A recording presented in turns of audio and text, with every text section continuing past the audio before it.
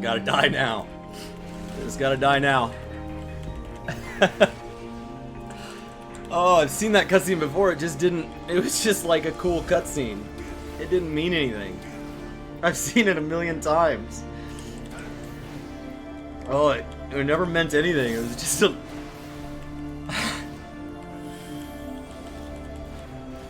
Oh.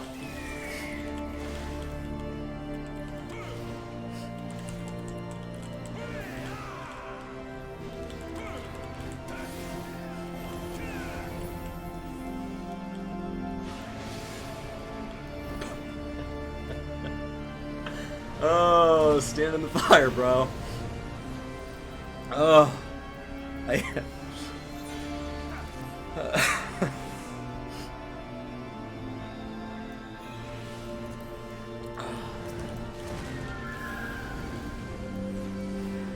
Over here. Alright, don't touch it again. Oh.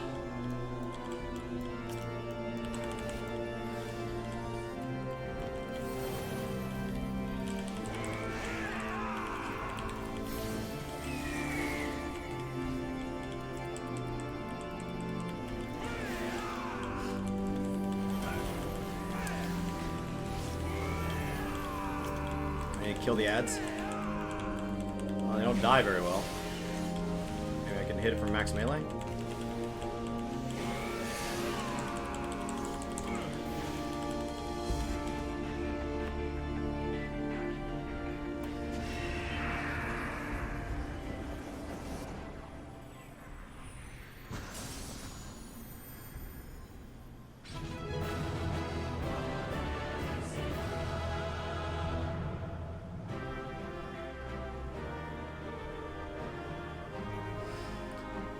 All right.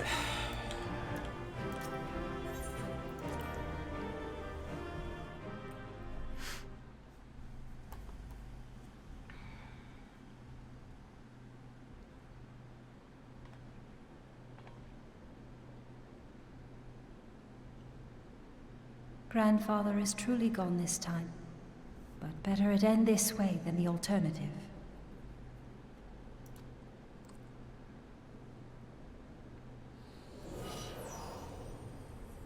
I am yet here, Alice, my dear, sweet granddaughter.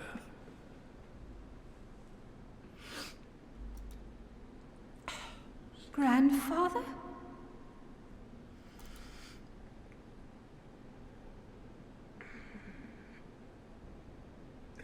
I must thank you, warrior of light. Without your valor, I might never have broken free of Bahamut's control. These last few moments are mine, to live as the man I once was. This is all that I wanted. Yet, now that it is happening, I find myself struggling to believe it. Is it really you?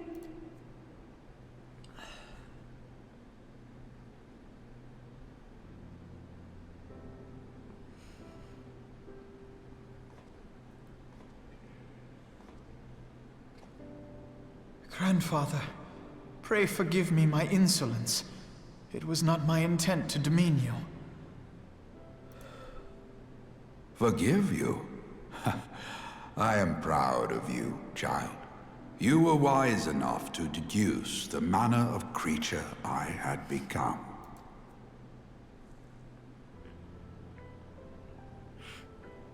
Alfino, Alize, if any here should beg forgiveness, it is I.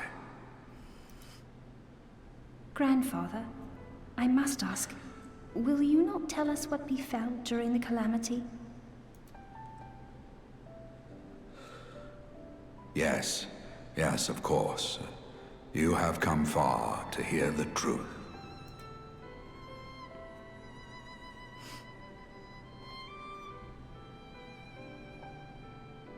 Let us then begin the tale at the Battle of Cartano, where clashed the forces of the Garlean Empire and the Eorzean Alliance.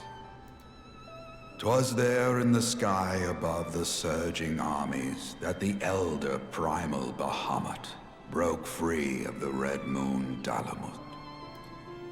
In an effort to contain this avatar of destruction, I called upon the 12 to aid me in the creation of a prison of ether. But Bahamut would not be caged by such feeble bars. Too vast was his might, too fierce his ray.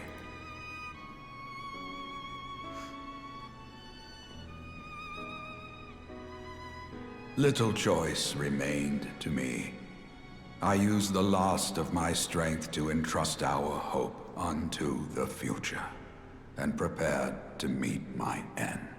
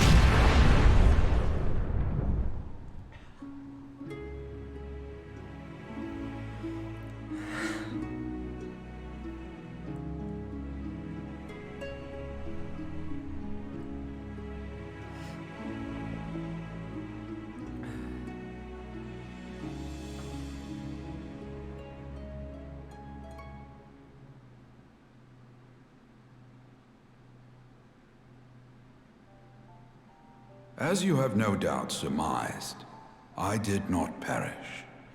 When the cage built from the essences of the 12 was destroyed, the sky was filled with a colossal cloud of ether.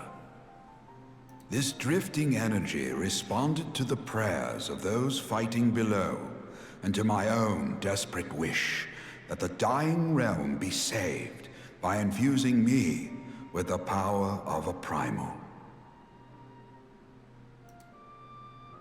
I became the immortal phoenix, ancient symbol of rebirth. Rising into the sky, I struck Bahamut with all my newfound strength. The blow shattered his earthly form, and a shower of ether rained down upon the land. Thus began the rejuvenation of Eorzea. Believing the deed done, I relinquished my hold on that staggering energy, desirous that it should be returned to the realm without delay. But I had not reckoned on Bahamut's tenacious will. Even as he teetered upon the cusp of oblivion, the dragon reached out to claim me. Alas, within my fast fading form, enough remained of the Phoenix's energy to offer Bahamut a hold, and he dragged me along in his wake. And thus began your existence as the Elder Primal's thrall. I cannot help but wonder at his will to survive. Though he was all but obliterated, Bahamut found a way to seize the power you surrendered. That would explain why part of his physical form survived to be entombed underground. It would also explain why Eorzea was so terribly warped. Even as the land sought to restore itself, the returning flow of ether was cut off. Very good. When his grip on existence was once again secured, Bahamut did not cease his feast until he had consumed every last mote of ether that yet floated in the air. And still he was not fully restored. You must remember that by this time, much of the freed ether had already returned to the land. That which remained was not sufficient to reconstruct so massive a form in its entirety.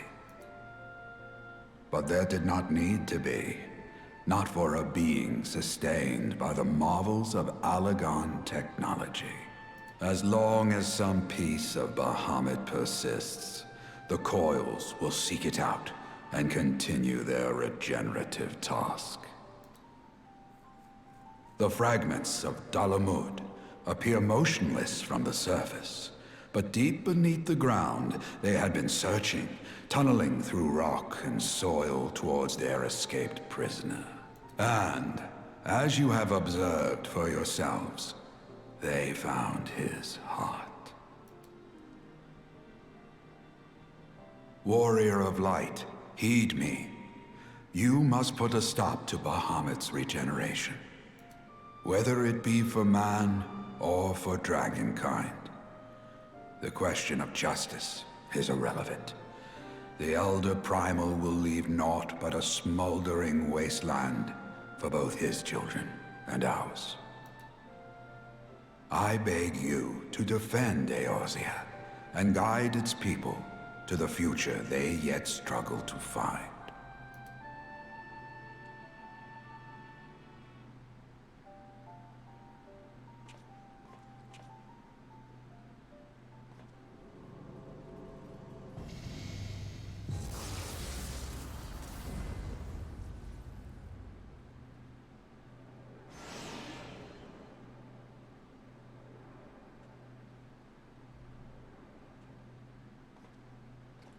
This portal will take you to the final internment hulk.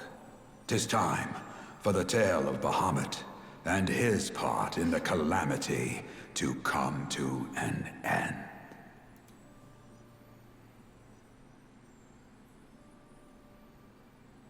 Alvino, Alize, pray, come closer.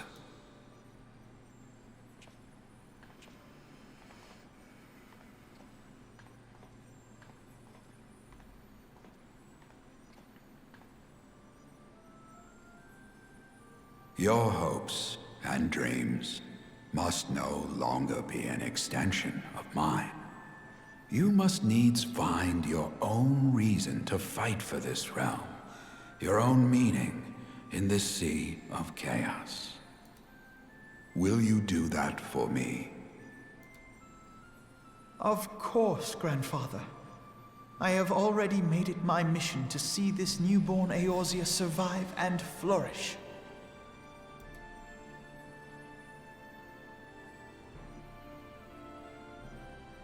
Alize, while I was yet enthralled to Bahamut, you spoke of my faith in man's strength. Know that your words reached me, imprisoned though my soul still was. So forceful was your conviction, I wonder if that belief has not become your own. Perhaps, after all your anger and sorrow was spent, you found something greater within you.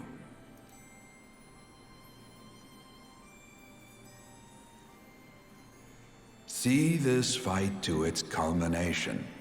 'Tis also your strength in which I have faith.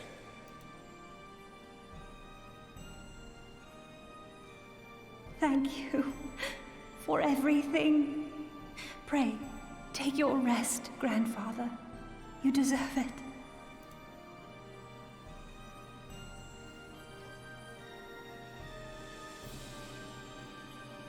There are records of an art that allowed one to summon the power of a primal from the essence of its demise. And though I am no true primal, all that I have left, I give to you. Alphino, Alize, my darling grandchildren. May Light's blessings ever keep and protect you.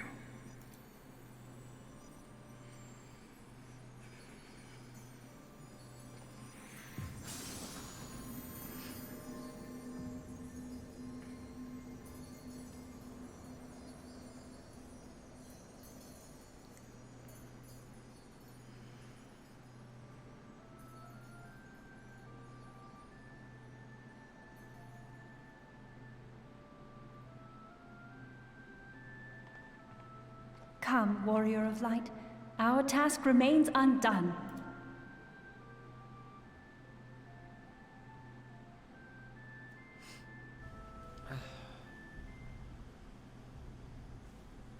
Oh god, that was a lot. That was a lot. Oh my god. Oh.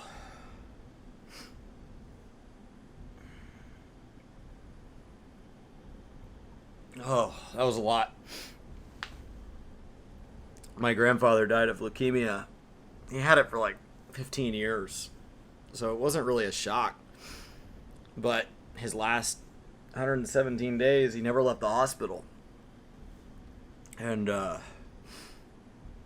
he had been in the hospital before, and so I was about to get married. And my grandma said he was sick, and my mom couldn't get off work, and my grandma didn't know how to pump gas. She didn't know how to pump gas because he had pumped gas for her for 50 years. So she hadn't pumped gas since the way the pumps worked. I mean, decades before. And when there were like attendants. And so I flew up there and took off work to just drive her to and from the hospital like every other time. But after I'd been up there, I mean, he'd already been in the hospital like 60, 70 days at that point. So we kind of knew it was a little more serious than previous. And after I'd been up there maybe a week or so, I called my mom and I was like, you have to come up. Like, this isn't the same as like every other time. Like, something's wrong. I don't know that if he comes home, he goes back to being himself after this one. He's lost a lot this time. And like, I don't really like dealing with grief in like large groups. And so he started going in and out of basically medically induced comas and just kind of like struggled to be awake. And when he was awake, his body was struggling to retain water. So even if they pumped him with hydration, he had all the symptoms of dehydration. So there was like confusion, and your personality's not there. You kind of mumble. So your body's just kind of struggling because it can't take in water. It doesn't matter how much they put into you. It acts like he hasn't had a glass of water all day. But he would have these brief moments where he was like all there. 5 minutes at a time. And the night before he died, I was the last person to leave visitation, and he woke up, and we had this whole, like, 5 or 10 minute conversation. It was just us.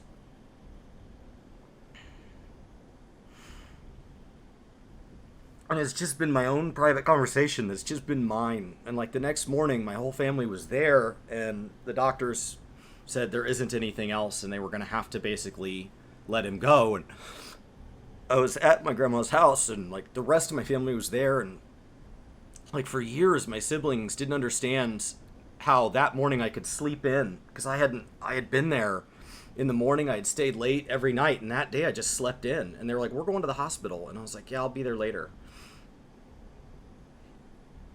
And so I wasn't there when he went. But I didn't need to be. I already had that moment. Like my moment.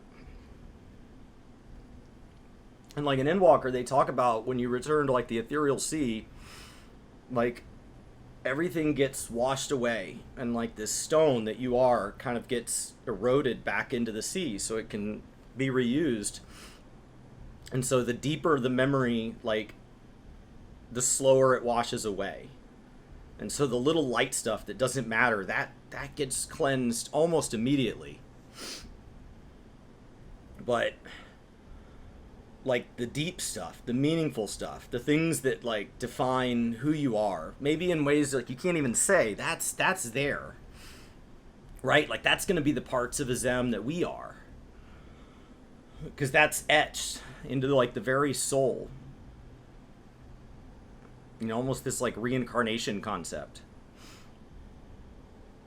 And so like him sharing that moment with them, like that's just their moment. And like no other leveler gets that. And so like to the rest of the levelers, that like he died at Carthano. And you were either there fighting for the realm or you weren't. But like for them, they got to be here.